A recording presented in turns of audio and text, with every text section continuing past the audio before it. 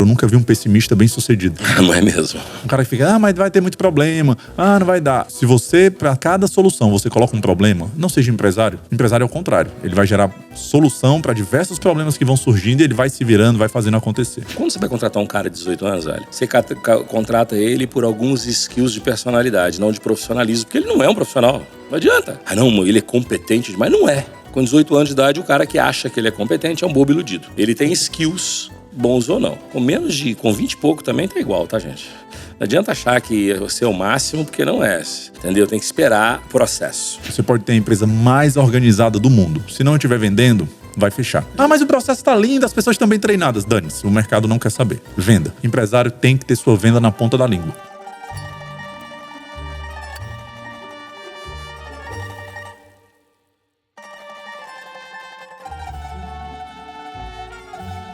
E aí, galera, se o seu problema é engajar o time, oferecer pacote de benefício, você tem que conhecer a multiassistência do Grupo Bom Pastor. Grupo Bom Pastor, 40 anos de experiência oferecendo agora uma multiassistência. Você tem todo tipo de benefício para o seu time. Se você tem um funcionário ou 100 mil funcionários, você tem um pacote perfeito, customizado e adequado à sua realidade. Preço justo, com atendimento exclusivo e personalizado. Multiassistência Bom Pastor, você tem seguro alto, pet, telemedicina, odontologia, funerária, você tem tudo lá dentro para poder dar um pacote de benefício perfeito para engajar o time de colaborador. Se o seu problema era engajamento, cultura, seu problema está resolvido. Vai nesse QR Code e conheça mais. E aí, galera do Padrinho Podcast, bem-vindo a mais um episódio. Esse episódio super especial, porque nós vamos falar de duas coisas. Aliás, todo episódio eu falo que ele é especial, né?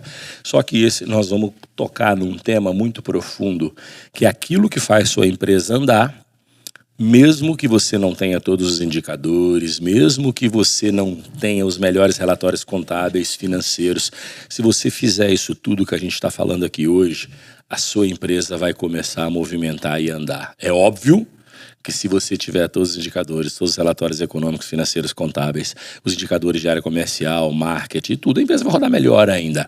Mas tudo aquilo que move a empresa, que faz as coisas darem certo, a gente vai discutir hoje. E hoje, meu amigo Wilson de Sá. O Wilson é sócio fundador da Capital Upgrade, sócio fundador da PWR. E esse cara, ele tem um viés muito forte de cultura corporativa, que é um tema que a gente sabe que de uns anos para cá tomou suma relevância. Por quê? Porque eu acabei de dizer que é aquilo que faz a empresa andar. Mesmo que você não tenha 100% os skills, os quesitos, os processos de governança, você consegue fazer sua empresa andar se a sua cultura for forte. Não é isso, Wilson? Com certeza. Primeiramente, obrigado pelo convite. Bem-vindo, irmão. É uma felicidade enorme estar aqui. E é um tema que pra gente é muito fácil falar, porque se duvidar foi o tema que nos uniu, né? Verdade. Somos pessoas totalmente diferentes, mas de cultura extremamente alinhada. Então, embora a gente tenha diferentes formações, diferentes berços, diferentes realidades, tudo acabou culminando para hoje estarmos juntos há tantos anos e crescendo 2017. Que a gente vem crescendo. 2017. Desde 2017. E lembrando que é o seguinte, né? A gente fala muito. Mentalidade não pode ser diferente. Pensamento pode. Com certeza. Nós temos pensamentos diferentes. Eu, com todos os meus sócios, tenho um pensamento com alguns até completamente diferente, mas a mentalidade não é diferente.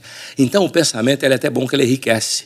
Quando você tem a forma de pensar diferente e você tem uma discussão sadia, você usa argumentos sadios, você torna a conversa mais inteligente, você acha um caminho melhor. Com certeza. E você falou uma palavra-chave que é discussão. Muita gente imagina que ter sócio alinhado culturalmente é um mundo, um cor-de-rosas, um arco-íris enfeitado. Pelo contrário, a gente quebra o pau, a gente discute, a gente se desentende. E no final das contas, a cultura tanto serve pra gente se realinhar, como para definir os próximos passos do negócio. Definir os próximos passos e fazer as coisas andarem. Então vamos começar, cara, com uma pergunta que eu faço para todo mundo aqui, antes da gente entrar no tema central. O tema central hoje vai ser cultura corporativa. Empresas com viés cultural forte e adaptável têm mais resultado financeiro. É isso que nós vamos falar aqui. E a primeira pergunta sempre é: quem é o Wilson Sá? Como é que tu começou a vida? Aí um pouco de você, depois entrar na jornada de trabalho. Bora! Boa. O Wilson começou a carreira como executivo, não imaginava continuar como consultor, como empreendedor, como alguém estaria em palco dando palestra, mas as coisas aconteceram. E aconteceram, Lázaro, porque a gente tinha uma vontade muito grande de poder ajudar o empresário. É o cara que toma risco no Brasil, que muitas vezes é marginalizado, é tratado como vilão, quando ele é que faz com que as pessoas tenham emprego, tenham um pão na sua mesa, possa de fato gerar riqueza para o país. Essa chama foi que nos chamou, né, de fato, e aí a gente fundou a PWR Gestão em 2013, muito focado em consultoria. Aí a gente atende hoje todo o Brasil. Por meio da PWR, a gente tinha um produto com um sócio em comum, que foi onde a gente se conheceu. E foi aquela hora que você bateu o olho e falou, galera, dá para ajudar esse pessoal, entendeu? Essa galera quer crescer, precisa de grana, precisa de injeção, não entende de gestão muitas vezes, dá pra gente ajudar esse pessoal. E aí a gente começou uma nova história com a Capital Upgrade desde 2017, rodando o Brasil, fazendo summit, fazendo imersão, nossa obsessão em negócios também, que a gente já teve grandes nomes junto conosco, e grandes histórias surgiram de lá. Várias pessoas que mudaram sua realidade, salvaram suas empresas, salvaram seus negócios, puderam compartilhar com a gente momentos difíceis como a pandemia, e a gente conseguiu ajudar de alguma maneira, que é o que nos move no dia a dia. É isso aí. Então vamos lá, quebrando o ciclo de estagnação. Por que tantas empresas param de crescer, Wilson? Cara, você falou o termo mentalidade, mas eu acho que antes da mentalidade tem a cultura, Lázaro. Eu vejo muito empresário que deixa de lado uma cultura de sucesso. Assume que a cultura que o negócio tem hoje é a cultura que vai levar para os próximos passos, é a cultura que vai fazer com que se desenvolvam novos resultados, e não é por aí. O sócio, o fundador, ele tem que ter uma cabeça aberta para fazer essas modificações, essas adaptações culturais e ser o cara que vai puxar esse leme. Eu vejo empresário que se acomoda num pequeno sucesso. O cara nunca imaginou que ia ter uma empresa do tamanho que tem hoje, se acomoda, começa a tirar mais lucro do que deveria, começa a trabalhar menos do que deveria, daqui a pouco o negócio estagna, entra num ciclo ruim, que para reverter é infinitamente mais difícil. Então tudo começa do dono, a cabeça do dono tem que pensar em sucesso, em resultado, em recorde 24 horas por dia, é o que eu acredito. Também acredito. Eu acho que posicionamento da empresa e você saber onde você quer chegar, cara, se o cara não sabe aonde ele quer estar daqui 2 anos, 5 anos, 10 anos, ele tem um problema. E se você não faz um plano para isso, o problema é maior ainda. O problema é que a maioria dos caras não sabem e nem tem um plano e nem querem fazer porque acha que é burocracia. Ou não quer pagar o preço para o novo plano. Então eu tenho um cliente que, pô, cara, para essa mudança agora a gente tem que mudar metade da tua equipe de gestão. Essas pessoas não vão te levar para outro nível. Ah, mas são pessoas que a gente cresceu junto, a gente se desenvolveu junto. Eu não estou dizendo para você ser ingrato. Pelo contrário, talvez o ato de gratidão seja você fazer uma rescisão agora, essa pessoa ir para o mercado, ou ter um papel dentro da sua empresa que caiba para ela fazer, mas não deixar seu negócio crescer por conta de limitação de pessoas, por conta de gratidão, para mim é uma burrice grande que o empresário comete e que afeta outras vidas que poderiam ser impactadas. Eu penso isso, eu falo sempre pro pessoal aqui. A relação entre empregador e empregado me gera valor que eu te dou dinheiro. Com mais relação que você tenha de amizade, você tem que entender que tanto a relação de empregado quanto também a sociedade, pode ser que ela chegue a fim em um momento. O que a gente tem que lutar é que na hora de você terminar uma relação de trabalho com quem te acompanhou tanto tempo, ela seja da melhor maneira possível. Da mesma forma, quando você vai desfazer uma sociedade, que ela seja sem briga da melhor maneira possível. Tudo na vida, combinado é caro, né? Com certeza. Combinado é caro. Então o cara tem esse negócio da gratidão mesmo, né? O cara chega lá e fala assim, putz, mas ele começou comigo, é meu financeiro. Só que ele era seu financeiro quando você faturava 1 milhão por ano. E hoje eu tô faturando 100. Será que esse cara se preparou para ser financeiro de uma empresa de 100? Com certeza. Aí você vai acabar tendo que findar essa relação, só que faça de forma profissional. Isso, eu falo sempre, pode ser na relação CLT, pode ser na relação societária, pode ser em qualquer tipo de relação, até o casamento. Eu costumo brincar, né? Bicho, tá ruim demais, velho, pra que ficar permanecendo sofrendo? O pessoal me julga na internet quando eu falo isso. Porque, não, porque ninguém pode separar. Tá, mas aí a pessoa leva uma vida tóxica, amarga por causa disso. Tudo na vida tem ciclos, começo, meio e fim. Nada é eterno, né? As empresas a gente cria para elas serem eternas, mas não quer dizer que as mesmas pessoas vão estar lá. Com certeza. Quantas pessoas a gente vê que os próprios sócios vão pro conselho e deixa na mão de terceiro, justamente muitas vezes por falta de competência, de acordo com o tamanho da empresa. O cara foi ele mesmo, dono, foi muito bom até chegar a X. Depois de X, não é ele mais. Ele vira o teto do negócio sem perceber. Sem perceber. Então, esse tipo de coisa, você tocou num assunto super importante. Minha cabeça também é exatamente isso. Tem que entender a hora de dar o próximo passo e com quem. Alguns vão continuar, outros não. E é difícil, dói para fazer essas mudanças, não é fácil. Quando a gente fala assim, parece que é fácil, é sentar e demitir. É um processo difícil, mas eu garanto, assim que você faz o processo, no outro dia você está num alívio gigantesco, você está numa leveza para trabalhar, doido para fazer acontecer de novo, porque você tirou um peso que vinha consumindo ali tua mente. Então, eu acho que para o empresário que quer crescer, ele tem que topar pagar o preço, que muitas vezes ele não quer. Seja para fazer ajuste de rota no negócio, eu vejo empresário que, poxa, eu estou com um cliente que ele tem que demitir na primeira premissa cerca de 20 pessoas para chegar num break-even que seja interessante para o negócio no momento atual. Não quer. E aí tá o negócio empatando, fica andando de lado, depois não entende porque que estagnou. Que é porque não tomou as decisões que precisaria tomar. Se você não tem coragem para tomar a decisão que você precisa tomar, saia da cadeira, coloque alguém que tome a decisão, assim como muitas vezes acontece contigo, né, Lázaro? Que é onde você entra nos negócios. Deixa eu te fazer outra coisa, outra pergunta aqui. Desde 2013, você ajuda negócios diversos, de vários segmentos. Me conta uma coisa, qual o erro mais comum? Aquele que se repete nesses anos e com frequência dentro de diversos tipos de negócios. Tem alguns erros que acabam acontecendo numa empresa de mineração, numa empresa farmacêutica e numa empresa de serviço. Por algum motivo ou outro, eles são os mesmos em setores completamente diferentes. Mas assim, em tudo que você viu, cita aí 5 erros mais frequentes e qual a sua opinião para eles não aconteçam. Como a gente já falou, acomodação no pequeno sucesso. O cara imagina que está tendo um grande sucesso e, na verdade, ele não percebe que aquele sucesso ainda é pequeno frente ao que ele pode ter e se acomoda. A gente falou disso aqui agora. Exatamente. Uma situação que está acontecendo comigo. Tipo assim, o negócio está no começo. Aquele pseudo-sucesso é a vírgula de uma sentença inteira. E ele engana. E ele engana. O cara fala, não, tá ótimo, pra quê? Cara, isso é péssimo. É péssimo.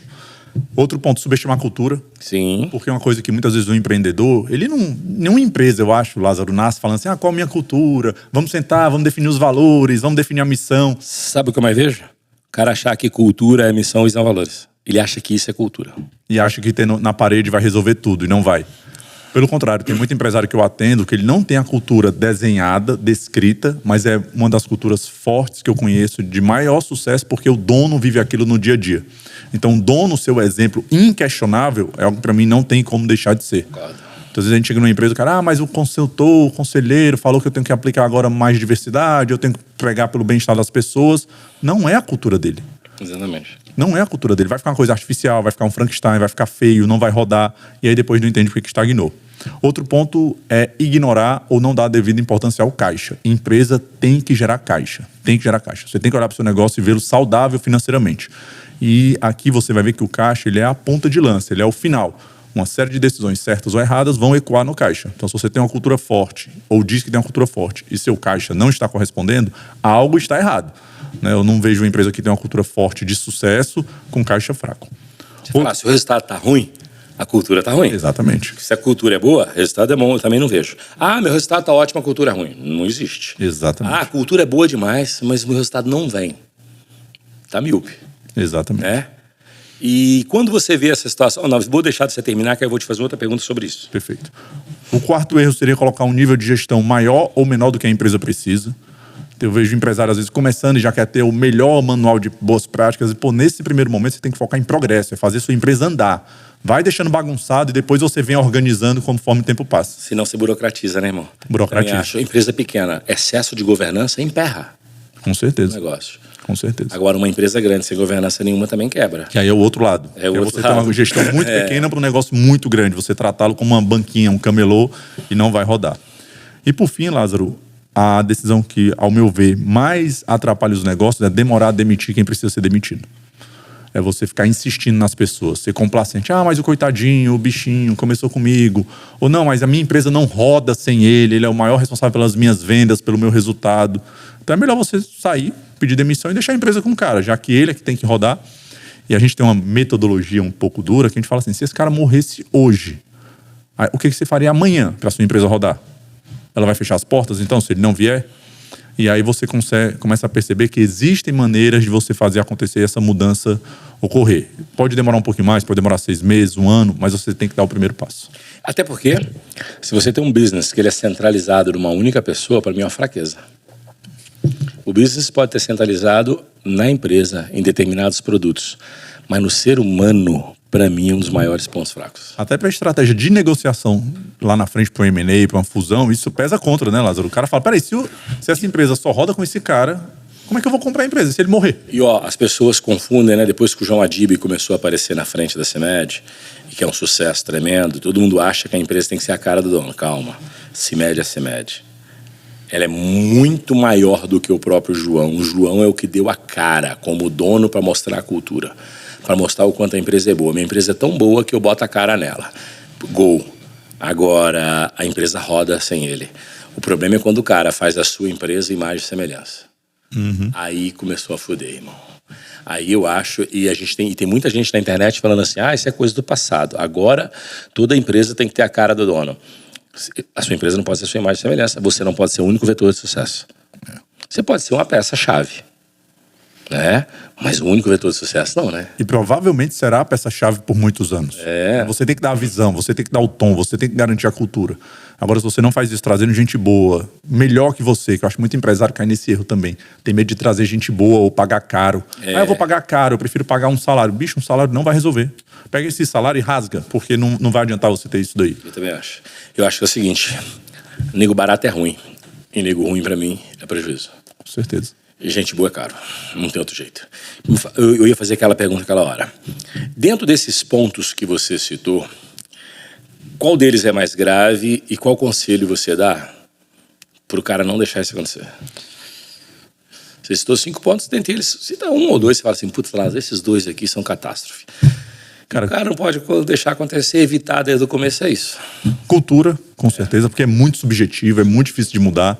Quando eu falo de caixa, que para mim é o segundo ponto, o caixa você consegue fazer algumas ações de curto prazo que já dão um fôlego mais rápido, é mais objetivo.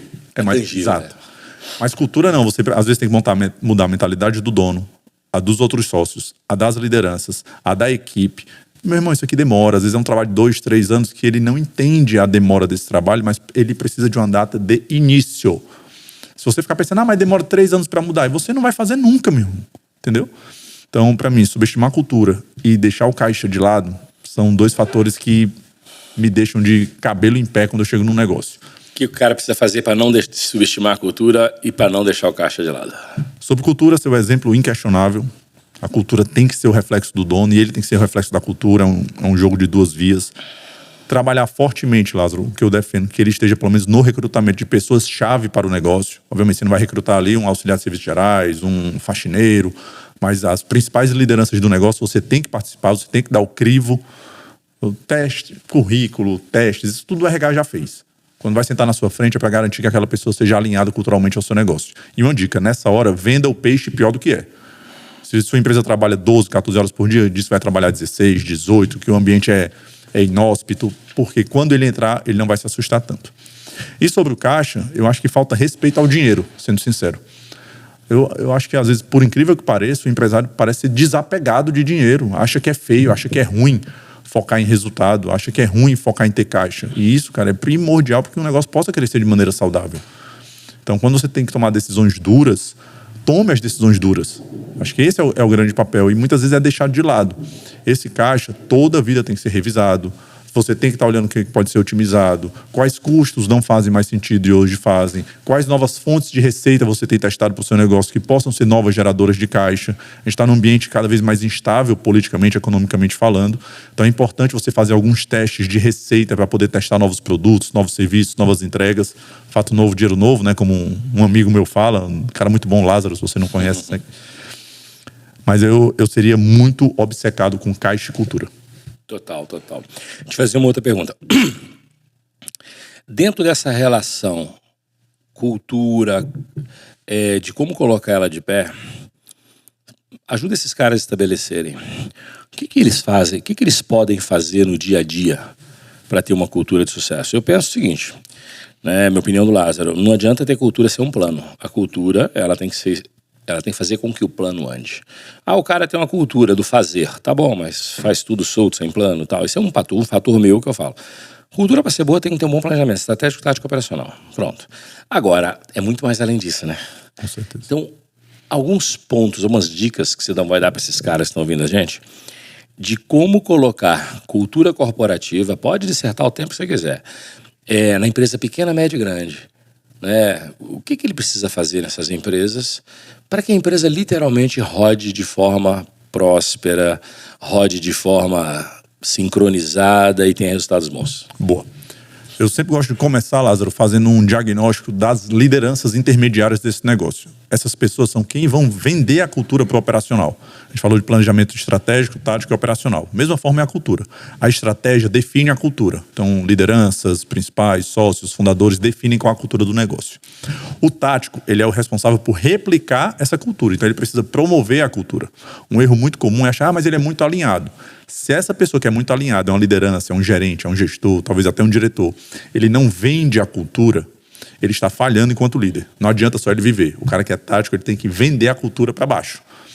E isso é fundamental. As pessoas do operacional têm que perceber a voz do dono por meio das vozes das lideranças intermediárias do negócio. Então tem que ter um trabalho muito forte de formação de liderança intermediária, culturalmente falando. Isso aqui é um almoço que você pode ter com suas lideranças durante a semana, um treinamento que você pode fazer para o seu time, dinâmicas de reforço cultural. Tudo isso aqui ajuda a trabalhar melhor. 2, focar na entrada, que quem entra na empresa seja radicalmente alinhado. Um erro muito comum. Também, sabia? Tem gente que acha que cultura é depois que o cara entra, você prepara ele. Cara, se você errou na contratação, você tem um trabalho dobrado. Pode até ser que você melhore o cara, mas tem um trabalho dobrado. Concordando no número e grau. Primeira porta é achar alguém com seus princípios e valores e que acredite na missão. Aí depois você vai preparando, né? Isso é difícil pra cacete, tá? Pode falar palavrão, né, Lázaro? Tá difícil contratar de forma geral, entendeu? Tá difícil contratar de forma geral, você imagina o cara alinhado, né? E pra todo mundo. Pra todo mundo. Todo empresário do seu segmento é o mais difícil de contratar, a sua localidade é mais difícil de contratar, é uma coisa impressionante.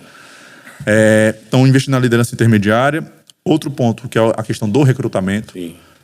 Muita gente se Como é que faz recrutamento bom? Pequeno, médio e grande? O que você acha? Sua opinião? Fazer as perguntas chatas e delicadas no momento da contratação. Então, perguntar por que saiu da última empresa, por que roda tanto, por que de repente ele pode ser uma pessoa que vai saber trabalhar sob pressão, se pressão for algo que vai ser inerente à sua cultura. Eu sempre gosto de transformar meus valores em algumas perguntas que eu faço no dia a dia durante a entrevista, que ali eu já vou usando para filtrar. Então, palavras que são sinal amarelo para mim. O cara chega falando, porque eu quero qualidade de vida. É uma hora que eu falo, cara, deixa eu te falar. O que você entende por isso, né? Aqui a gente trabalha muito. Se a sua expectativa é que vai trabalhar de 8 às 18, talvez não seja o melhor local para você. E eu estou lhe falando isso com todo respeito, porque se você decidir entrar, esse é o nosso jogo. E tá tudo certo se você não quiser. Mas é muito melhor ser honesto com você de entrada do que você entrar, se desiludir, deixar outras oportunidades passarem. Por isso eu acho que você tem que ser honesto com o candidato e não enfeitar sua cultura só para tentar seduzir. E não se desesperar. Porque quando é que a gente vai contratar muitas vezes? Quando a contratação virou emergência. E aí o cara, a última coisa que ele olha é a cultura. Se o cara fizer a sinapse básica ali neural e tiver 2 braços, ele vai ser contratado. E não é assim que funciona. A gente tem posições que a gente demorou 6, 8 meses na capital para poder contratar. E por quê? Porque a gente estava buscando pessoas radicalmente alinhadas. Às vezes encontrava um excelente currículo, mas via que não dava match. Isso acontece, então tem que ter essa paciência. É melhor... O que acontece é que o cara inverte. Ele demora a contratar, ele quer contratar rápido e demora a demitir. E ao contrário. Demora a contratar para contratar certo e demite mais rápido do que está fazendo, que os seus resultados vão virar também. Então, no recrutamento. E o terceiro, muita gente pergunta assim, Wilson, Lázaro, até nos treinamentos, no summit, etc. Como é que a gente faz para começar a mudar a cultura? Pega o mais desalinhado e corta. O mais desalinhado. Você vai ter, com certeza, toda empresa tem. Por mais alinhada que sua empresa seja, você vai ter alguém que é o mais desalinhado. Mais desalinhado. Pega aquela pessoa e corta. Porque ela é que dita o nível cultural. O cara pensa que é o funcionário dele mais alinhado que dita o ritmo da cultura. Não é, é o menos alinhado.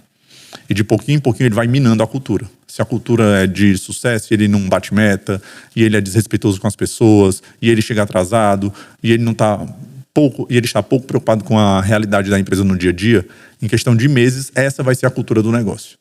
Então você tem que tirar quem é desalinhado. Aí você foca na entrada, em quem está dentro pelas lideranças intermediárias e na saída mais rápida. 100% de certeza. Sabe que eu tenho um amigo, ele é dono, sócio, né, de uma empresa bem grande, acima de bi. E um dia eu liguei para ele e falei com ele assim, cara, um amigo meu morreu, eu estou ajudando a família financeiramente. Eu que pago aluguel, escola de filho, alimentação, supermercado, eu que pago tudo lá. Liguei para ele e falei que agora o filho dele acabou de fazer 18 anos, queria que você arrumasse um emprego para ele. E lembra o seguinte, é um menino de 18 anos, então esse emprego, eu não costumo pedir emprego por caridade, mas nesse emprego é o seguinte, você vai, bota esse moleque na fogueira, vê se ele sai bem, você demite, mas pelo menos testa. Qualquer um por isso, quando você vai contratar um cara de 18 anos, velho, você contrata ele por alguns skills de personalidade, não de profissionalismo, porque ele não é um profissional. Não adianta. Ah, não, ele é competente demais. Não é. Com 18 anos de idade, o cara que acha que ele é competente é um bobo iludido. Ele tem skills, bons ou não. Ele tem potencial, né? Com 20 e pouco também tá igual, tá, gente? Não adianta achar que você é o máximo, porque não é. Entendeu? Tem que esperar o processo. Perfeito. Ele contratou. Aí falou, a resposta que ele me deu. Ele falou, Lázaro, indicação sua. Nem se ele for demente, ele vai ficar fora, eu vou pôr. Agora, a continuidade é dele. Só por que eu tô dando esse exemplo? Porque às vezes o colaborador perde a oportunidade também. Esse menino entrou. 1 ano e meio depois, ele me ligava e falava que ele merecia ser promovido, ninguém promovia ele. Eu falava, calma, meu cara. Você tem 18 anos de idade, você está 1 ano e meio na posição, espera. Aí transferiram ele para uma área dentro do escritório, mas com ganho salarial um pouquinho só acima. Ficou feliz demais. 6 meses depois, estava ele lá de novo, querendo mais. Só que eu falava com ele, cara... eu peço promoção, peço isso e ninguém me dá. Eu falei, a última coisa que o cara tem que pedir é promoção. Ele tem que gerar valor, mostrar o valor e esse valor ser reconhecido. Você tá fazendo isso? Não tava. Aí pediu para sair. Quando ele pediu para sair, esse amigo meu me ligou. Falou, bicho, a avaliação do moleque era para ele chegar no topo o mais rápido possível, ele virar um gerente rápido. Ele ia virar gerente aqui dentro antes dos 24, 23 anos. Só que, ele com 19 ele já queria virar. E não tem como, né? Tem um processo. Então respeite o processo. Cultura do lado contrário quer dizer respeite o processo e exija alguma coisa baseada nas suas entregas, não nos seus desejos. Perfeito. Que é o caso dele. Ele tinha o desejo de crescer. Maravilhoso, tem que ter. Mas não adianta você ficar pedindo promoção baseada no seu desejo. Peça a promoção baseada na geração de valor que você faz. E detalhe, tenha consciência se realmente é o valor gerado. Porque às vezes as pessoas se enganam. Eu já vi gente chegar perto de mim e falar, eu gero valor, falar, bom, me prova. Não conseguia provar. Não conseguia provar nada. Era uma besta motivada. A língua batia nos dentes e no lábio, mas o cérebro não raciocinava análise nenhuma a respeito do valor gerado. Então, o cara que é funcionário também, se ele quer crescer, ele tem que entender o papel dele dentro do processo.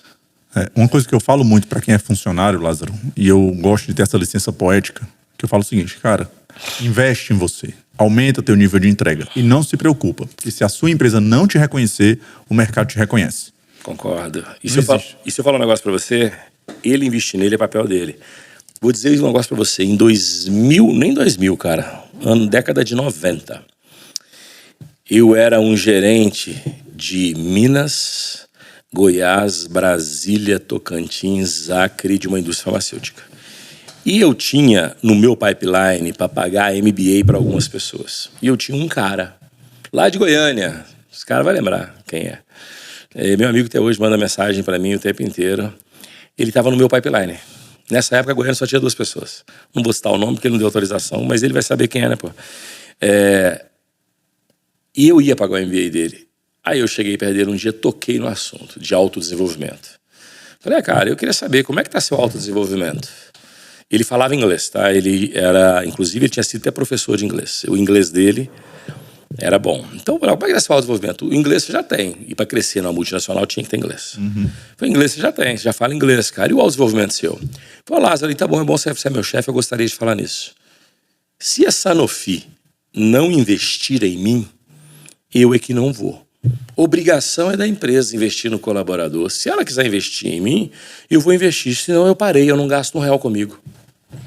Eu não invisto em pessoas assim, Lázaro. Não, ele perdeu o MBA. Eu não... Cara, se eu falar um negócio pra você, eu falei, cara, a vida é sua. Tu tem 20 e poucos anos. Então quer dizer que a partir de agora, tu não bota um investimento em você se a empresa não fizer. Ou seja, a empresa não é dona da sua vida. E o investimento em você é para você. Ele, não, eu não boto gasto R$1 comigo mais. Sou funcionário da Sanofi. Se a Sanofi quiser que gaste. Eu tava aprovado o MBA para ele. Eu não paguei. Eu simplesmente falei com ele, cara, sua opinião tá completamente errada. Beleza. Dei o MBA para outra pessoa. Eu tinha, na época, velho, nessa regional, uns 400 colaboradores no time todo. Eu dei para outra pessoa. Só por ele falou isso. E acontece todo dia, Lázaro. Todo dia. Parece que você tem que empurrar as pessoas para se autodesenvolverem. Ninguém entende. Cara, faz o teu plano estratégico, tático e operacional. Então, tua vida vai depender de terceiros Pô, eu vou fazer aqui meu MBA, se a empresa quiser pagar bem, se não quiser, eu vou fazer.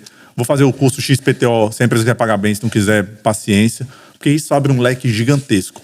Uma pessoa que chega sem sede de desenvolvimento, sem fome, pra mim, vai morrer seco, assim, no deserto, porque não vai trabalhar comigo, não. Eu acho que eu já falei isso pra ele. Depois que passou o tempo, eu cheguei e falei, meu irmão, você perdeu o seu MBA com essa fala sua. É triste, mas é verdade. Verdade. E é porque, voltando no ponto, falta muito alinhamento de expectativa, jogar as claras com as pessoas. Você com certeza já deve ter feito entrevistas de pessoas aí com seus 24, 25 anos, um baita potencial, mas que a cada 3, 4 meses estão numa empresa diferente. Porque é incrível. Aí quando você vai falar com essas pessoas, você sente uma falta de uma autorresponsabilidade tremenda. Você pensa, não, meu chefe não me reconhecia, eu não tinha espaço de crescimento. E que pra mim dói no coração quando eu escuto uma pessoa jovem assim falando, e que ao meu ver já é muitas vezes eliminatório, eu já aprendi tudo que eu tinha pra aprender nesse negócio. Com 20 e poucos anos. Com 20 e poucos anos. Eu falo, cara, vou fazer 15 anos de carreira e eu todo dia aprendo uma coisa nova. Você com certeza aprende coisa nova todo dia. Você já aprendeu tudo que tem para aprender. Então essa arrogância embutida muitas vezes nesse jovem candidato é o grande sabotador de carreira, ele não percebe. Pensa assim, eu sou um cara que valorizo muito a ambição. Mas eu desprezo a presunção, a autossuficiência quando você não é autossuficiente, a arrogância. Eu quero, eu desejo, eu posso, eu consigo. Mas não conseguiu até hoje. Ah, mas é só me dar a oportunidade. Você cavou? Cave a oportunidade. É muito foda isso. Por quê? Porque tudo na vida precisa de um certo tempo. Por mais inteligente que você seja, olha, nem todo velho é sábio, mas todo sábio é velho. Lei da vida. Entendeu?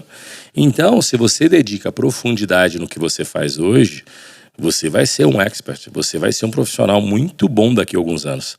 Se você dedica pouca profundidade, você não vai ser tão bom assim. Com certeza. Mas tudo precisa de tempo. Com certeza. E tanto é um fator que é subvalorizado, como eu gostaria até de lançar um desafio. Se alguém estiver neste momento achando que é o cara, que é a melhor pessoa, que tem um currículo impecável, que entrega resultado, e está disponível para o mercado, você pode ir lá no meu Instagram, mandar o seu currículo, que eu lhe garanto que em 10 dias você está trabalhando em algum dos nossos clientes, da PWR, da Capital, da Optimize, do Lázaro. Eu não tenho dúvidas. Para gente boa, se abre espaço. É mesmo. Só que a pessoa fala, não, é o mercado que tá Só que difícil. tem que ser bom, não tem que se achar bom. Pra gente boa, não falta espaço. Sei, concordo. É que assim, a maioria se acha bom. Entendeu? A maioria se acha bom. Quantas vezes você coloca uma vaga para contratar e você discrimina tudo que a pessoa precisa saber.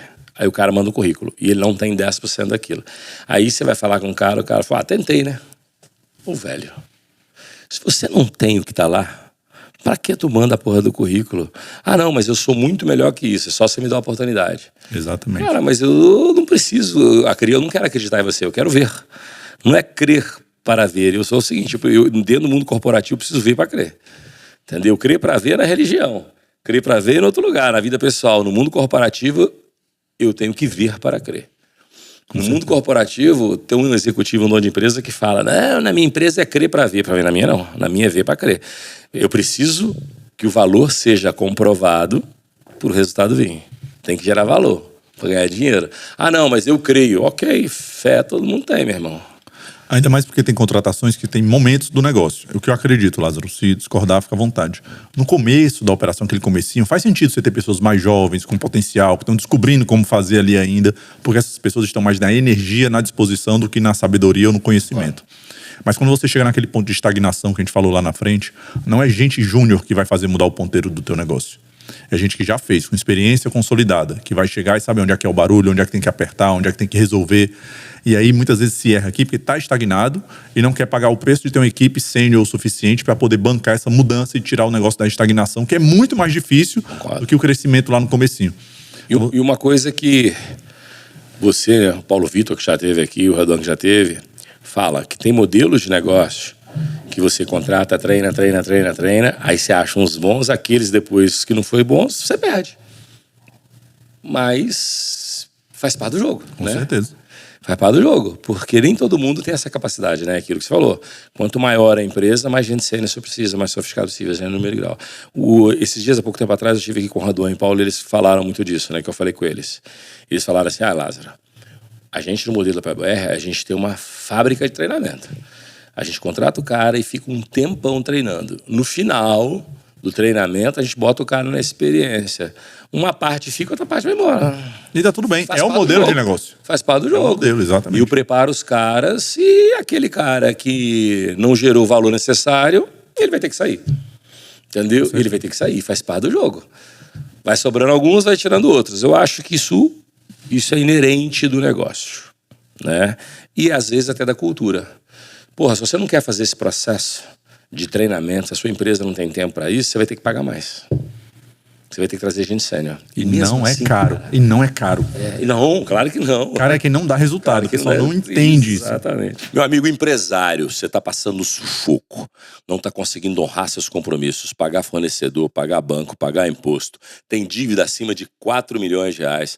Precisa entrar em recuperação judicial. Lembra da Vixo. Vixo é uma das maiores e melhores empresas que pode levar você para uma recuperação judicial muito bem organizada para ajudar você em curto espaço de tempo, honrar seus compromissos. Então, pensou em RJ, está com dificuldade, pense em Vixo. A estagnação, a empresa está estagnada. Quantos por cento é culpa da empresa, quantos por cento é culpa do mercado? O que você acha? E quando é culpa da empresa e quando é culpa do mercado? Lázaro, eu gosto de citar que pelo menos 90% é culpa da empresa. Eu desconheço empresários, ou conheço poucos, para também não ser injusto, que chegaram até a gente, seja PWR, Capital, acredito que eu optimize, posso falar isso também, se não puder me corrija, que fala, meu negócio não tá bem, meu negócio não tá bem, meu negócio não tá bem, o mercado está muito ruim. Aí quando você entra, o cara não tem o menor nível de gestão, não tem pessoas capacitadas, ele não tá fazendo a tarefa de casa bem feita. Mas é muito fácil apontar para o mercado. É fácil falar que é a inflação, é fácil falar que são as tarifas, é fácil falar que é o câmbio, e fica nesse disse-me-disse. Por isso que eu acho que é 90%. Porque se você olhar, é difícil ter uma empresa que todo segmento esteja ruim. Sempre tem alguém crescendo, sempre tem alguém encontrando uma forma de prosperar, sempre tem alguém buscando alternativas diferentes. E aí volta para aquele ponto da limitação. Ele acha que muitas vezes o modelo que eu trouxe até aqui é o que vai dar resultado. Coisas que ele ignorava como cultura, gestão financeira, gestão comercial. A palavra gestão em si é subjugada dentro do negócio. Então ele não faz o básico bem feito dentro de casa, mas está apontando para o mercado. Óbvio que para alguns, de fato, vai ser o mercado. Então, se eu pego, por exemplo, no Ceará, que o mercado de exportação é muito forte, entre esse monte de tarifas que está se falando, vai ter impacto no mercado. Mas ainda assim vai ter gente que vai conseguir prosperar, porque vai buscar novos mercados, vai abrir novas fontes de receita, e assim vai acontecendo. Então, para mim, é sempre esse 90-10. Muitas vezes, por mais difícil que seja a situação econômica e política, e nós estamos falando de Brasil, que muda tudo toda hora. Muda tudo toda hora, e nós somos acostumados a operar no caos. O empresário brasileiro, ele é acostumado, ele brinca de operar no caos, mas muitas vezes não faz essa tarefa de casa, o básico, bem feito, não está sequer rodando e fica apontando para o mercado. Então tem que ter um nível altíssimo de autorresponsabilidade extrema mesmo, para ver se você está fazendo o básico, pelo menos. Uma coisa, eu falo também, eu queria ver sua opinião. Por exemplo, cara, todos os concorrentes quebraram? Não. Então tu fez alguma coisa pior do que deveria. E outra coisa, agora, Lázaro, meu trabalho com commodity, a soja estava 90 e pouco, foi para 140, bateu 190 e caiu para 90. Falei, aí a culpa é do mercado. Agora, todo mundo quebrou? Não, então tinha gente mais preparada.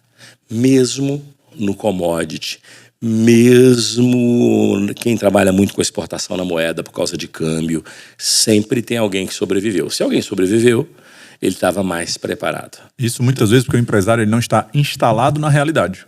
Porque ele não caiu da noite para o dia. Ele viu que ia cair, ele tinha informação, mas vai melhorar, não vou demitir as pessoas, eu vou segurar minha estrutura. E aí quando cai, irmão, não tem jeito. Aí quem fez a tarefa de casa primeiro, de enxugar, saber como é que teria que operar nos 90, para fazer de novo o ponto de equilíbrio do negócio, aí essa pessoa consegue passar facilmente. Então o empresário ele tem que olhar a realidade. Tem o desejo e tem a realidade. Nem sempre o nosso desejo vai ser a realidade. Agora, ou você encara a realidade e toma as decisões difíceis, ou você vive no mundo da fantasia, e aí quando falta caixa, quando vê o negócio quebrando, aí vai ficar desesperado para poder mudar o resultado. Dono, basta ter desejo, só que você tem que assumir sua autorresponsabilidade. Entendeu? Tem gente que fala assim, o dono não. Quem tem que ter racional é o executivo. O dono tem que ter desejo.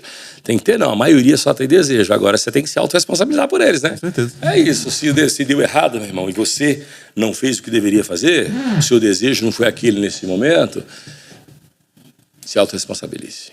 Até porque também acontece o contrário. A gente falou o exemplo de quando sobe, surfa a maré. Nem sempre o cara consegue surfar a maré. Porque ele tinha a visão, ele viu que ia crescer, mas ele não capacitou o time para esse crescimento. Preparado. E aí veio a oportunidade escorrendo pelas mãos porque não conseguiu aproveitar.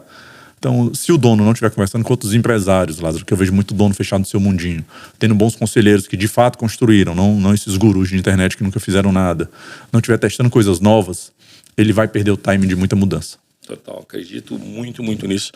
E lembrando que as empresas nunca são as melhores, elas estão, tal qual os donos. Você nunca é o melhor, você está.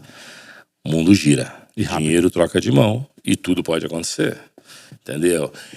A gente vê isso todos os dias. Então vamos lá. Na sua opinião, quantos por cento do jogo está no estratégico, está no tático, está no operacional? Como esse cara que está ouvindo a gente pode separar isso? Às vezes o cara está ouvindo, mas ele não sabe o que é estratégia, o que é o tático, o que é a operação do dia a dia. E eu sou um defensor do tático e da operação, porque senão a empresa não roda. Mas, na sua opinião, nós temos 3, né? Coisas que se confundem. O tático e a estratégia se confunde muito.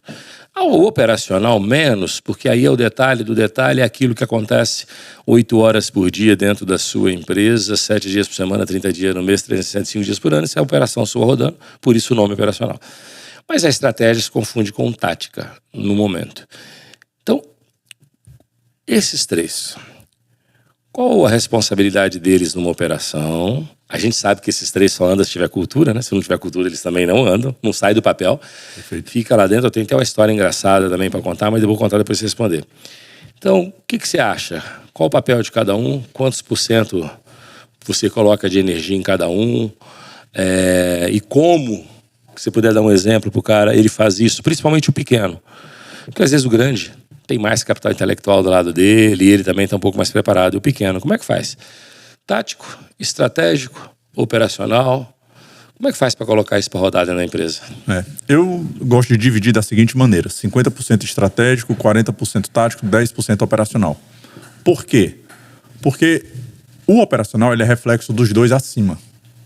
Não tem como ser diferente. Então, pelo menos se é uma empresa pequena, que tudo depende do dono muitas vezes, ele vai ter que ter a maioria do peso das decisões, da força de execução. Ele não vai executar muitas vezes, mas ele tem que garantir que a execução rode. Até empresa grande, sabia, cara? Existe uma tendência à centralização tão grande. O cara centraliza tudo nele e depois ele fala que ele está sufocado.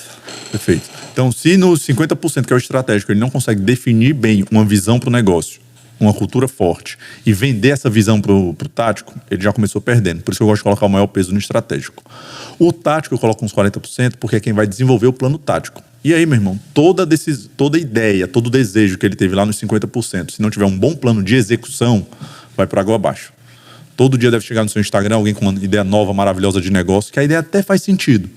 Mas a execução, meu irmão, é o que muda o jogo totalmente. Eu não vejo empresa quebrar por causa de ideia ruim. E nem ter sucesso por causa de ideia boa. Eu vejo a empresa quebrar porque a operação roda bem e a outra operação roda mal. E aí, tanto essa liderança que vai desdobrar o plano e executar o plano, para mim é 40%. E os 10%, que para mim é quem tem o menor poder de gestão no dia a dia, é quem vai operacionalizar. Então, a liderança intermediária também vai garantir essa execução. A liderança intermediária também vai garantir que as pessoas estejam alinhadas. Essa base também é mais barata e fácil de ser trocada, modificada conforme as decisões vão sendo tomadas. Então, eu gosto de distribuir assim. Não sei se é o mesmo peso que você dá, fique à vontade, obviamente. Eu dou mas peso, é como eu gosto de olhar. Eu dou peso diferente, mas é por uma concepção. A estratégia não acontece sem a tática e sem a operação. Independente de qualquer coisa. Você pode ter a maior liderança do mundo. Se ela não colocar governança e cultura, não vai acontecer. Porque as pessoas, elas podem até se inspirar, mas elas não se movem se não tiver pressão, se não tiver ritual, se não tiver follow-up. Tem que ter o dia a dia é que vence o jogo. A operação não pode ficar trabalhando, minha opinião, pensando no Natal. Você tem que pensar no almoço e no jantar todos os dias até chegar a ceia do Natal. E esse, pensar no almoço e no jantar todos os dias, ele é 100% impregnado em como você opera. Como você opera. E como que a operação anda?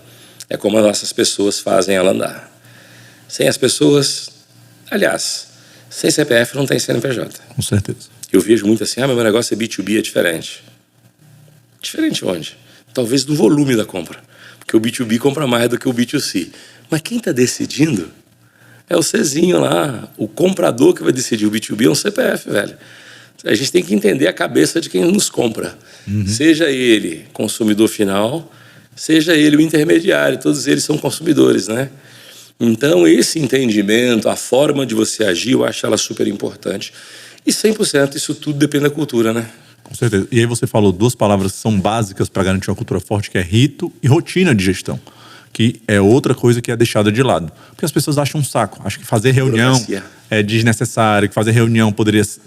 Mas por quê? Porque a pessoa não sabe nem fazer reunião, Lázaro. O pessoal pensa que reunião é para bater papo. Reunião que não tem uma pauta específica e gera decisão relevante, aí de fato é para bater papo. Era melhor ser um e-mail. Você sabe que eu vi um cara de bilhão, que eu até admiro, falar pro time inteiro assim, a minha estratégia é nunca ter estratégia. Meu negócio é no cheiro. Cara, e ele falando isso se orgulhando porque ele construiu uma empresa desse tamanho. Só que isso tira a cultura do time. O time não vai ter plano. Se o dono não quer ter plano, fica perdido. Se o dono não quer ter uma estratégia, o time vai ser um bando de fazedor, franco atirador, louco. E possivelmente é uma empresa de sucesso. Muito, cara. Óbvio. E aí o sucesso disfarça essa necessidade. Aí quando é que ele vai olhar e vai passar a ter uma estratégia? Quando a água bater na bunda, né? Que aí ele vai ter que correr atrás. A hora que a casa cair. E neste caso, principalmente, tem muita gente boa lá dentro, mas tem muita gente que nasceu com a empresa e não está preparada para o tamanho da empresa. Certeza. Imagino. Mas fazer o quê, né? Então vamos lá. Exemplo. Qual o caso mais marcante que você já viu de uma empresa culturalmente preparada que tem muito sucesso, que vence barreira, porque a cultura é muito boa. Não sei nem se você pode falar o nome, mas... E outra, que o grande problema é a cultura e ela não vai sair do lugar. Eu sei que a gente trabalhou junto, quando eu falo a gente, assim, as nossas empresas, numa empresa, que... Eu lembro que quem estava lá era vocês, aí um dia... O PV me ligou e falou, eles estão querendo a ajuda de vocês lá dentro, entra lá o seu time também, mas vou te avisar um negócio, viu? Concorda com tudo, não faz nada, entendeu? Depois a gente descobriu que era assim mesmo, entendeu? Mas concorda com tudo e não faz nada, mas pelo menos tem autorresponsabilidade, eles sabem que a culpa é deles, e agora parece estar tendo uma situação melhor. Mas qual que é um exemplo positivo? Geralmente positivo a gente pode falar de uma cultura que você admira, e um exemplo negativo de cultura que você não admira, ou aquele que você fala assim, putz, esses clientes aqui nunca ou quebraram ou vão quebrar por causa disso. Lázaro, primeiro, né? Vamos falar do bom primeiro. Tem um cara que a gente conhece, você conhece demais, que para mim é um grande exemplo de empresário, porque ele mata diversos mitos da gestão. Então, sempre que a gente procura, o empresário nos procura, ele fala que na minha cidade é mais difícil, no meu segmento é mais difícil. Esse cara é do varejo óptico no interior do Maranhão. Você sabe de quem eu estou falando. Ele cresce, Lázaro, todo ano, consistentemente. Vai agora para 30 lojas. Nunca aconteceu de fechar nenhuma loja. E não é porque a loja é ruim, é porque dá resultado. Então é um cara de muito valor, de fato. Ele trabalha no varejo óptico, um segmento muito concorrido. Só na rua dele tem mais de 30 que estão ali disputando no dia a dia. É um mercado muito sujo, etc. E ele consegue prosperar fazendo o que é certo. Mas por quê? Porque ele entendeu a importância da cultura desde cedo. Então ele está com a gente desde 2017... E ele tem um trabalho muito forte de formação de liderança. Todo esse beabá que a gente foi falando aqui, o grande diferencial dele é que ele tem uma execução fanática e disciplinada. Ele é obcecado pela execução. Então ele vem crescendo consistentemente. É um cara que era vendedor do Armazém Paraíba, no interior do Maranhão, e consegue ter uma equipe de gestão competente, consegue manter o ritmo de crescimento do negócio, consegue transmitir a visão para as pessoas. Eu estou falando aí de hoje, é um médio empresário, já migrando para um grande empresário. Tem uma outra também que tem uma rede de abastecimento, né, de aeronaves nos aeroportos espalhados pelo Brasil, você também sabe de quem eu estou falando, que ela trabalha muito fortemente essa cultura, tem tido um crescimento exponencial, mas porque esses dois, o que eles têm em comum? Que eu não vejo ela, sabia? Eu nem falo com essa pessoa. Tá bem então? Tá bem, tá bem. Assumiu diversas novas operações, tem focado mais, então você não está vendo que ela está trabalhando muito, na verdade, ainda bem. Por outro lado, Lázaro, eu fico sempre com o coração na mão, porque eu vejo culturas que até pareciam ser bem-sucedidas, mas não aguentam uma crise. Então tem muita gente que contrata ali no Afan, porque estou crescendo muito. Tinha uma empresa que a gente acompanhava que estava crescendo 40%. Uma empresa que cresce 40% ao ano no Brasil, pô, tem alguma coisa de certo acontecendo. Aí vem tudo que a gente vem falando de errado. Acomodação, baixa visão de resultados, troca do... assumir logo um pequeno sucesso, não um grande sucesso. E aí, hoje, essa empresa está tendo uma cultura de fracasso porque os donos, os cabeças, não estão querendo pagar o preço necessário para a mudança. E é isso daqui, meu irmão, é o que mata. Porque eu quero ver o resultado, eu quero que a coisa ande, eu quero que a coisa prospere, que fique bom para todo mundo e não está se pagando o preço para que isso aconteça. Um último exemplo também, falei 2 bons, vou falar 2 ruins. Como a gente trabalha muito na cozinha das empresas, Lázaro, você sabe disso, você está mexendo ali nas entranhas. A gente pega muito negócio que parece ter uma cultura muito bacana, mas quando você entra é totalmente diferente. O fundador não vive o que prega, ele é aquele cara que está só preocupado com a imagem pessoal do que as pessoas de fora veem e não do que ele pratica dentro do negócio dele. E aí, invariavelmente, em algum momento, ele vai sobrar em alguma curva do mercado. A maré às vezes está subindo, ele está aproveitando, está crescendo, parece que ele é competente, mas muitas vezes ele é, desculpa o termo, um otário com sorte. Então é importante ter esse olhar muito claro e ter alguém que possa chegar e falar a verdade. Irmão, isso aqui está ridículo. Essa cultura que você prega não é a que é vivida dentro do negócio, que é o nosso papel muitas vezes de dar esse choque de realidade. Tem quem escute esse choque de realidade, execute, mude e fique grato. Tem quem não goste, se ofenda e termine o trabalho com a gente. Eu acho que o nosso papel enquanto conselheiro é falar a verdade. Muitas vezes, seja o que ele quer ouvir ou o que ele não quer ouvir. E aí que a gente consegue dar o resultado que precisa. Uma outra pergunta aqui. Existe algum mito, muitos que eu vejo falar, planejamento demais atrapalha, planejamento de menos também atrapalha. Eu acho o seguinte, se você ficar só planejando e não executar, não adianta nada, né? Mas qual a sua opinião sobre isso? Lázaro, eu sou um fanático pela execução. Fanático. Para mim, não adianta de nada você passar 2, 3 dias enfurnado numa sala para fazer um planejamento estratégico, vai ficar lindo no PowerPoint, mas que não vai entregar nada. Concordo. Tem que ser fanático pela execução. Eu prefiro um planejamento estratégico meia boca e muito bem executado do que um planejamento estratégico excelente e sem execução. Parece óbvio, mas isso acontece todo dia nas empresas. Então a gente contrata consultoria e faz um plano estratégico e tá aqui, que lindo, paguei, investi caríssimo nesse planejamento estratégico e ele não vai para execução. Então, esse modelo de gestão, esse tamanho de gestão é fundamental ser entendido para que você possa saber até que ponto a empresa tem maturidade de repente de desdobrar um planejamento estratégico até o operacional mesmo. Talvez no primeiro ciclo de estratégia, foca ali no estratégico, no tático, faz o básico de um planejamento, que conforme você vai executando, as pessoas vão entendendo como é que funciona, o que é um OKR, o que é um BSC, o que é uma iniciativa, o que é uma tarefa, o que são metas, objetivos. Tem gente que não sabe a diferença de objetivo e meta. Quando você começa a fazer um trabalho como esse e acha que está fazendo planejamento estratégico. Então, é importante essa disciplina fanática pela execução. Os empresários mais bem-sucedidos que eu conheço, eles são excelentes executores. Eles não ficam refugando. Ele toma uma decisão, meu irmão, ele vai fazer acontecer de uma maneira ou de outra. Aí, que muitas vezes ele vai ter que saber o momento de dar uma resinha, de refazer o plano, etc., que é importante para também não ficar cismado ou testando uma ideia que já não faz sentido. Mas a execução, para mim, é a palavra-chave. Eu tenho uma filosofia de vida para mim. O papel do dono, do número 1, ou o papel do CEO principal é fazer as coisas acontecerem. O resto é filosofia. Tu tem que fazer as coisas acontecerem, de um jeito ou de outro. Mais na inspiração, mais na execução, mais no planejamento tático, mais no estratégico, mais no operacional. Não interessa para mim o seu modus operandi desde que ele funcione. Se você fez as coisas acontecerem, você cumpriu o seu papel. Se você não fez as coisas acontecerem, você está falhando em algum lugar ou a cadeia está falhando. E se a cadeia está falhando, a culpa é sua, você é o número 1, pô. Perfeito. Então, o número 1, sendo dono ou sendo CEO, não tem muito o que fazer. Você é obrigado a fazer as coisas acontecerem. E tem um ponto que a gente falou do autodesenvolvimento do colaborador. Mas o empresário também tem que se autodesenvolver. Isso falta. Por que eu estou falando isso? Porque tem uma parte de liderança que é autoconhecimento. Talvez a pessoa assista o Padrinho e fale assim, rapaz, eu quero ser igual o Lázaro. Eu quero ser duro igual o Lázaro. Eu quero trabalhar igual o Lázaro. Mas o teu perfil é totalmente diferente do Lázaro. Vai ficar uma coisa artificial, vai ficar feio, você vai ficar de grosso. Perigoso perder a mão. perigoso perder a mão, porque você está trabalhando fora do seu perfil. Não existe uma fórmula certa de liderar. Agora, se você entender o seu perfil e saber como trabalhar fortemente, tem empresário, você sabe disso, que não tem capacidade de subir num palco, porque é uma pessoa mais tímida, mais retraída, e o time é 100% comprado com ele. Porque ele está no dia a dia, no one-on-one com as pessoas, trabalhando nesse corpo a corpo. Então, identifique o seu modelo de liderança e de gestão.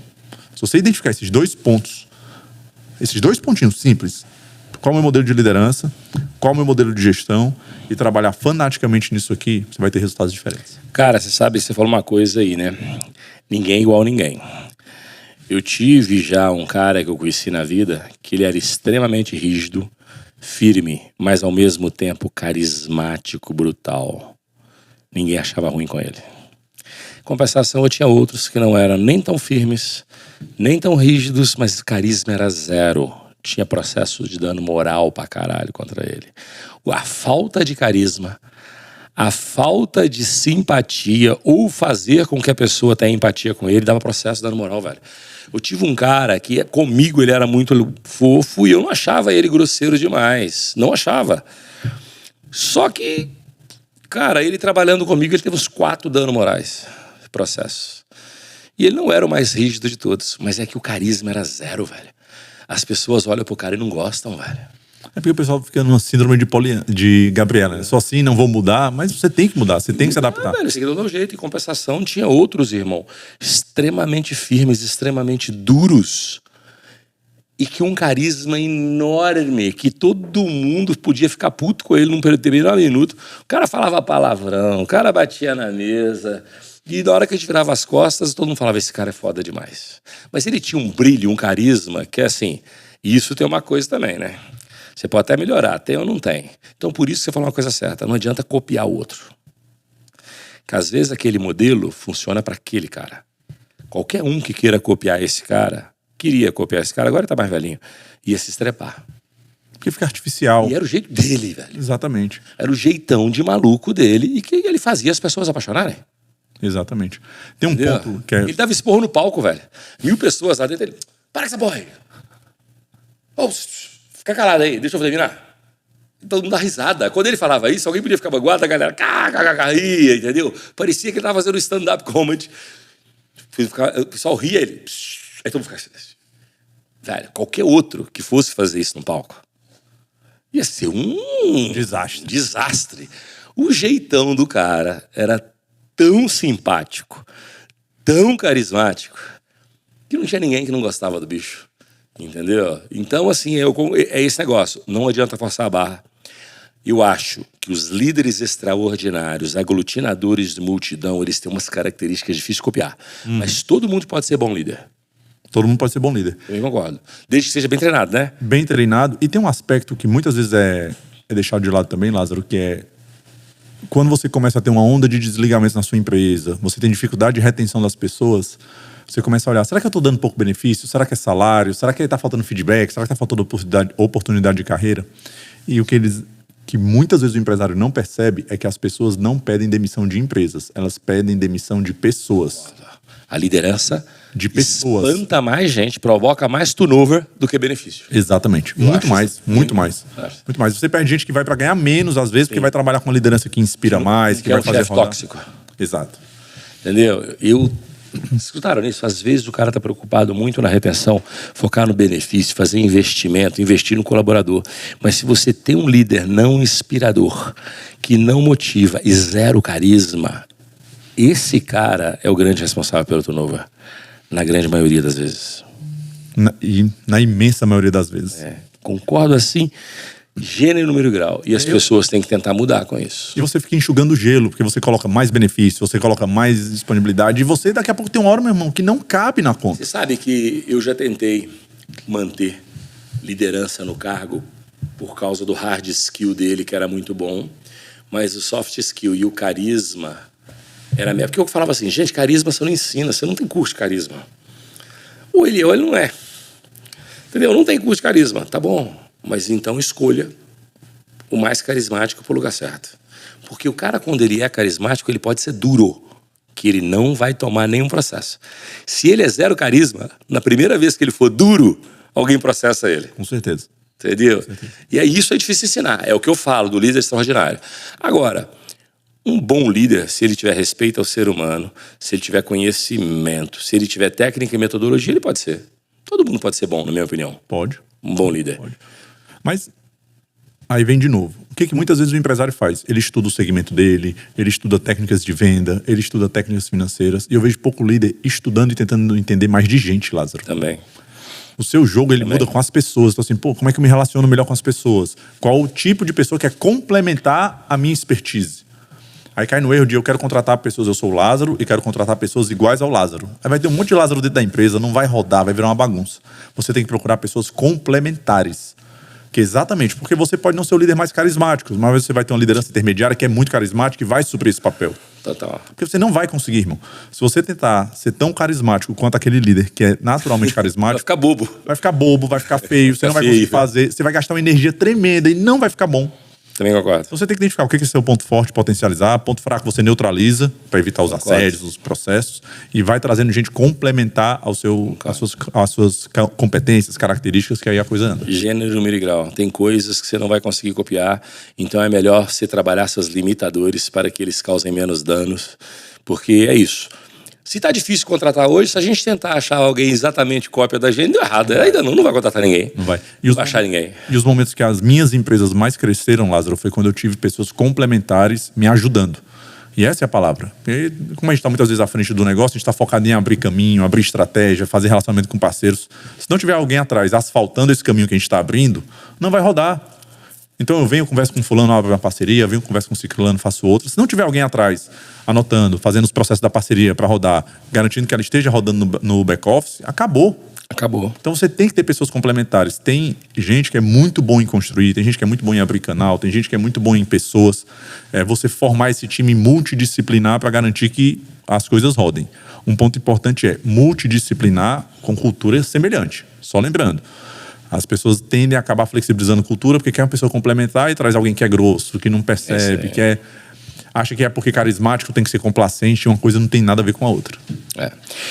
Amigo empresário que vende pela internet, está com dificuldade de aprovação no meio de pagamento? O sistema que te atende não responde rapidamente seus problemas? Ele não tem um help desk que vai te ajudar a vender mais? Eu tenho a solução. Conheça a Page. Page é a melhor plataforma sub-adquirente para você que vende pela internet. Se você quer vender mais pela internet, se você quer vender com mais segurança e você quer ser bem atendido com atendimento humanizado, vem para a Page. Clica aqui nesse link, conheça mais a plataforma. Eu tenho certeza absoluta que você vai migrar da onde você está para a Page. Vamos lá, vamos falar um pouquinho de futuro.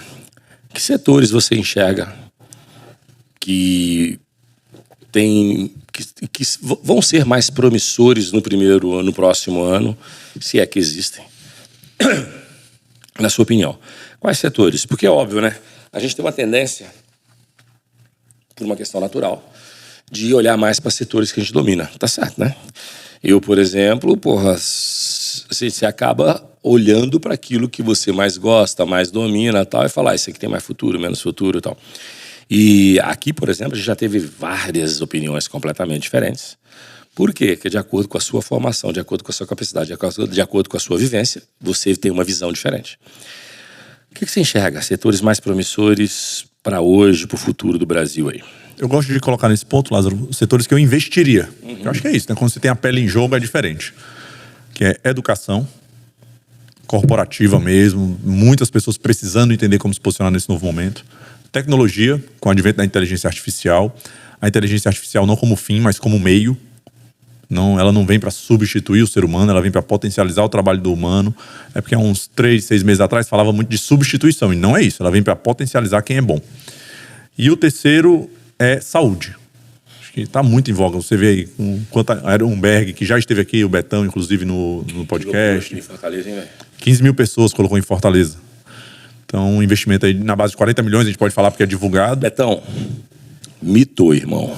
Nunca ninguém fez o que tu tá fazendo no mundo de academias. Nunca ninguém, no dia da inauguração da academia, botou tanta gente lá dentro que não era impossível treinar. Um setor que é commodity, se você for pensar. Commodity. Briga por preço pra caceta, entendeu? Então, assim, bicho, Parabéns, meu brother Betão. Você, o time aí, de parabéns. E aí, saúde abre toda uma vertente, porque se você olhar hoje, todo alimento tem proteína, tá todo mundo mais preocupado com o bem-estar, tá todo mundo mais preocupado com sua saúde. São 3 setores que eu olho com muito carinho quando chegam propostas na mesa, Lázaro. Educação, tecnologia e saúde. Se eu sou empresário, eu pensaria até como abrir ou ser sócio de operações nesse segmento. Tecnologia cabe para todo negócio. Se você tem um imobiliário, por exemplo, tem gente que, poxa, hoje ainda depende dos corretores para fazer um atendimento básico. Se você olhar, 80% das primeiras dúvidas são as mesmas. Você já pode ter uma inteligência artificial tirando essas primeiras dúvidas, fazendo qualificação de lead, trabalhando 24 horas para você.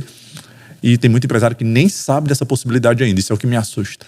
Cara, você falou uma coisa aqui, né? Que tá difícil para todo mundo e tal. Eu conheci um cara, você falou do setor imobiliário. Não tem um cara que trabalha com imobiliária, com incorporadora, que fala que a mão de obra dele é fácil, porque o corretor de imóveis, quando ele é ruim, ele trabalha em imobiliária. Se ele fica bom, ele monta dele. E aí é um problema você reter esse cara. Você reter os bons é mais difícil, né?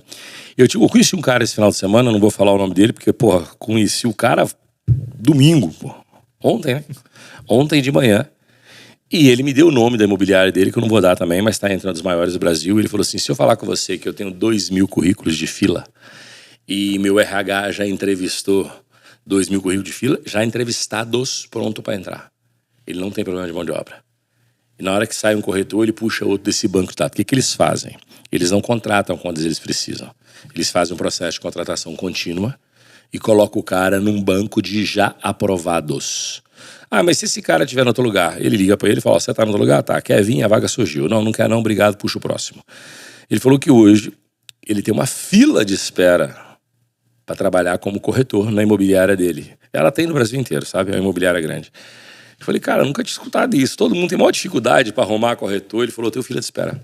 Porque a marca ficou tão forte que as pessoas morrem de desejo de trabalhar com a gente. Então, tudo bem, é um processo. Mas eu acho uma bela maneira de você ter sempre um banco de colaboradores. Faça um processo de contratação contínua. Veja que ele pegou um problema, essa rotatividade, transformou em um processo para resolver esse problema e que hoje está se adaptando ao modelo de negócio dele. Então, se o melhor corretor dele sair, talvez ele sofra ali os primeiros 15 dias, mas daqui 30 dias essa situação já está melhor, já está resolvida porque ele tem gente boa para entrar. Ele não fica um dia com vaga aberta? E assim, pô, saiu, vai sair, irmão. Você não manda nas pessoas, você não tem como prender ninguém. Você pode fazer algumas análises. Por que saiu? O que eu faria ter ficado? Como é que minha empresa é mais atrativa do que o mundo lá fora? Você sabe que outro dia o cara falou uma coisa, falou comigo, ninguém prender ninguém, né? O cara falou comigo, Lázaro, como é que eu faço para não deixar o colaborador sair? Vou botar como sócio, que eu amarro ele pro resto da vida? Falei, irmão, sociedade não é amarrada pro resto da vida também não, hein? Tudo bem, se o cara é sócio, o negócio tá bom, ele não vai querer sair. Mas se o negócio tá ruim e ele quiser sair, não tem como você prender ele não, né? O máximo que você vai fazer é o seguinte, eu não vou te comprar. Ele fala, então eu te dou de graça, sai. Com certeza. Ou então eu vou arrumar alguém que me compre e saio. Você não consegue prender ninguém, né? Você não consegue amarrar ninguém. Por isso foi bom você tocar nesse assunto. É verdade, a mesma coisa. Ou o colaborador, o processo de stock option, ou até o processo de partnership mesmo, que stock option é diferente de você virar sócio de verdade. Isso pode até dar mais engajamento, mas isso não garante também que você vai ficar o resto da vida. A gente falou de visão da empresa, visão do empresário, mas na visão da empresa tem que caber a visão das melhores pessoas do negócio. Porque se esse cara tá olhando para a vida dele, ele pensa assim, pô, eu quero morar numa casa em Alphaville, eu quero ter o carro X, eu quero ter uma moto bacana, e ele vê que não cabe na visão desse negócio, ele vai sair. Ele vai sair. Vai procurar outra coisa. Porque ele quer. Então, e às vezes o revés é verdadeiro. Esse negócio é bom demais para ele, mas ele não tá afim de pagar o preço. Perfeito, perfeito. Ele vai falar, bicho, vou perder todos os dias de semana, vou trabalhar só no feriado, vou ter riscos. Não tô afim. E tá tudo bem. Tá tudo bem. Ninguém tá se enganando.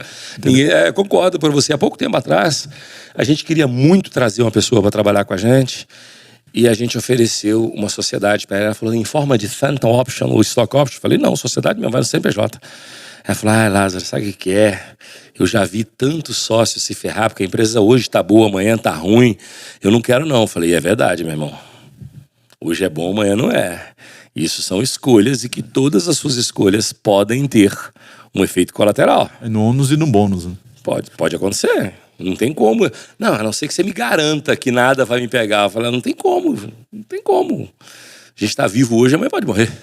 Com certeza. Você não consegue evitar todas as coisas de ruim que vão acontecer na vida. Você tenta sair fora de todos os percalços, mas eles podem acontecer, né? Então, isso é fundamental, o que você falou, são escolhas. Tem gente que até não quis, cara. E essa pessoa, isso foi recente, sabia? É uma pessoa muito interessante. A gente criou uma nova área, e dentro de cada nova área a gente está trazendo sócios. E a gente, cara, é bem generoso nesse negócio lá. Sociedade é com 20%, 25%, não interessa, velho. Desde que traga produtividade e me dê dinheiro. Se não der dinheiro, tá fora também. Arranca o sócio do mesmo jeito, ou então fecha o CNPJ e ele que se dane. Entendeu? E tem gente que não quer. Mesmo vendo dinheiro na frente. Ele tem medo que algo possa acontecer. Mas é melhor dizer o não antes de entrar. 100%. Por isso que é importante falar a verdade. Não vai ter final de semana, vai ser puxado. Porque depois que entrar, irmão, ele vai se frustrar. E outra coisa, pode dar certo ou pode dar errado. Total. Tudo na vida. Aí, pô, investi, mas eu fiz tudo, Lázaro. Eu passei meus finais de semana igual você prometeu e não virou. Pois é, amigo, é negócio, né? A gente tava conversando aqui fora, né? E eu falei com você, porra, todo mundo chega bem e fala, não preocupa com isso não, preocupa com isso não. O que eu fico falando? Preocupa sim, vamos preocupar sim. Por quê? Cara, minimizar erro. Você nunca vai estar isento deles. Com certeza. Mas a gente tem que minimizar. Pergunta pra gente, eu sei que a gente já passou de 1 hora aqui, mas vamos continuando, porque ainda falta um pouquinho aqui e o papo tá bom. O que você acha? Qual que é o tipo de visão de todos os empresários que estão próximos de você, que você acha que, primeiro, todos que são muito bons têm em comum, e aqueles que precisam melhorar, precisam ter? Eu, quando vou fazer uma palestra, está lá 12 passos para o sucesso, que não existem. Aqueles passos foi uma pesquisa feita nos anos 2000, que perguntaram para um monte de executivo empreendedor quais são as características comuns das pessoas que têm sucesso, que eles conhecem pessoalmente. E eles fizeram uma listinha de coisas que para nós são banais. Mas se você parar para pensar, ela faz todo sentido na mudança de hábito e de atitude. Então, o que você vê? Os caras que têm mais sucesso que você convive nesse tempo todo. O que eles têm em comum? E aqueles que não têm, o que eles precisam mudar para chegar nesse ponto?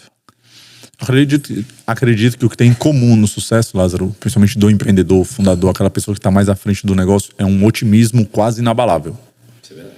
Esse cara vai ter pandemia, ele vai falar, vai dar certo, pessoal. Não entendi por que vocês estão nervosos, a gente vai passar. A empresa está caindo, vendo ele, calma, galera, isso aqui vai ser corrigido. Então, é um otimismo quase inabalável. Que se ele não conseguir vender essa visão, vira uma coisa utópica e distante para a equipe. E ele corre o risco de perder o time.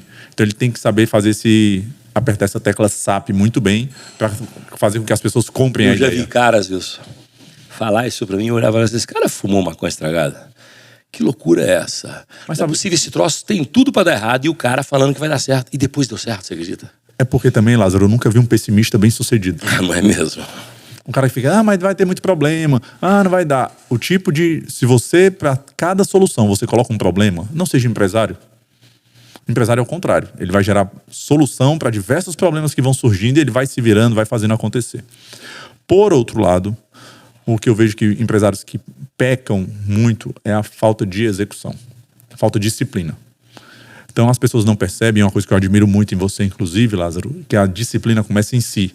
O pessoal vê o Lázaro fortão, se cuidando e não imagina a força que essa disciplina na pessoa física é transmitida para as empresas. Essa vontade de crescer, essa vontade de melhorar, esse desejo contínuo de melhoria que reverbera da pessoa física para o CNPJ. Você sabe que um cara fez uma pergunta para mim esses dias? O cara queria ser até sócio nosso. Chegou bem e falou assim, cara, só queria uma coisa com você. Tu tá com 56 anos de idade, eu já te conheço, eu sei que se você quiser parar, tu para. Se eu fizer esse negócio contigo, você não vai parar, não. O medo dele era eu parar, velho. Ele falou assim, eu tenho medo, juro pra você. Ele falou assim, olha, eu tenho medo da gente fazer negócio e daqui 4 anos você fala assim, fiz 60 anos, eu quero tirar o pé. Falei com ele, meu irmão, tu tem quanto? Ele falou, acho que 38. Eu falei, eu acho mais fácil separar do que eu. E eu só paro morto. Literalmente, morto. As pessoas não entendem essa cabeça, Lázaro. É muito difícil alcançar, porque para muitos, e tá tudo ok. Quer montar um negócio, fazer um equity para depois viver da liberdade. Quero descansar. Tudo bem, irmão. Tudo bem. É por isso que eu acho estranho quando alguém chega e fala para mim sobre aposentadoria. Isso para mim não é uma pauta, entendeu? Também não. Eu quero trabalhar mesmo. Eu admiro um Buffett desse que tá aí com seus 90 e tantos anos e trabalhando, fazendo acontecer. Silvio trabalhou até onde deu. Você sabia, velho, que eu vi uma entrevista dele e ele tirou uma agendinha do bolso. ele é um dos caras que mais investe em IA. E ele tirou uma agendinha do bolso, aonde estava, ele falou, aqui tá as minhas principais tarefas que eu preciso fazer essa semana, de segunda a sexta-feira. Eu tô pro tópico aqui, ó. Falar com fulano, Beltrano, ele colocou aquilo. Esse é o meu modus operandi. Já pode imaginar com os caras mais ricos do planeta. Ele coloca numa agendinha os top 5 de cada dia que ele tem que fazer. Que bizarro isso, velho. E, de novo, é o que a pessoa acredita e vive. Se você hoje, se eu falasse, Lázaro, tá bom, né, cara? Vamos aposentar.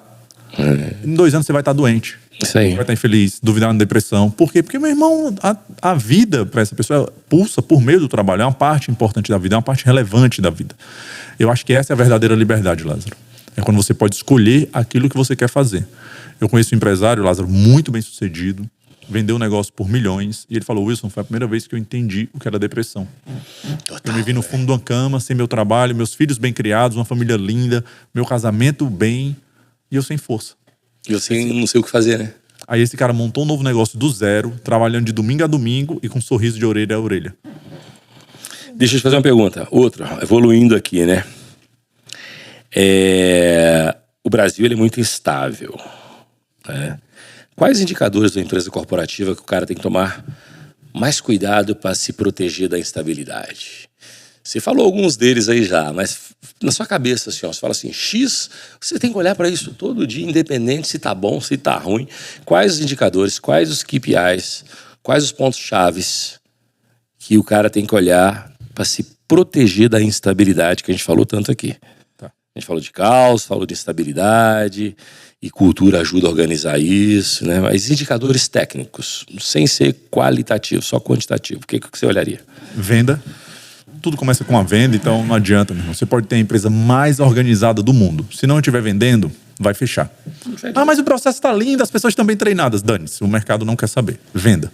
Empresário tem que ter sua venda na ponta da língua. E se a gente ligar aqui para 2, 3 empresários, Lázaro, eu tenho certeza que alguns não sabem como é que foi o fechamento de agosto. Que fechou ontem. O cara não sabe, eu fico, cara, como é que pode? Isso daí eu acompanho todo dia. Todo dia, eu tô num BIzinho aqui, olhando meu BI, vendo como é que tá as vendas, o que entrou, o que não entrou. Fanático nisso. Caixa, como a gente já falou muito, bateu muito em caixa. Você sabe que a gente tem uma disciplina fanática sobre caixa. Sem dinheiro não adianta. Ah, mas eu vendo muito. Não tá gerando caixa, irmão? Tá errado. Tá ruim. Reveja o processo. Reveja o processo.